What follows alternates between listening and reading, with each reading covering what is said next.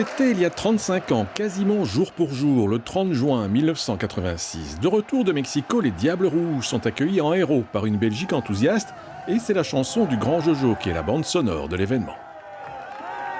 Le plus grand souvenir, c'est le retour des Diables Rouges en 86, donc sur la Grand Place. Donc il y a des images fabuleuses, donc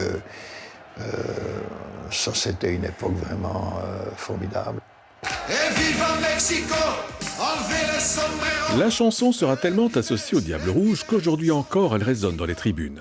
Et lorsque Pablo Andrés et Romeo Elvis rendent un hommage humoristique à nos joueurs, ils le font aussi en clin d'œil au Grand Jojo. César, on l'appelait Jules César, il n'était pas hasard pour qu'on voit cette légende. C'est dans les années 70 que l'on découvre le Grand Jojo dans le rôle de l'ambianceur national au savoureux accent bruxellois. Les tubes populaires s'enchaîneront pendant plus de 50 ans, jusqu'à ce qu'il crée la surprise aujourd'hui en annonçant sa retraite. D'abord, il y a l'âge, donc je vais avoir 85 ans. Et puis, pendant la période de Covid, ça m'a complètement vidé.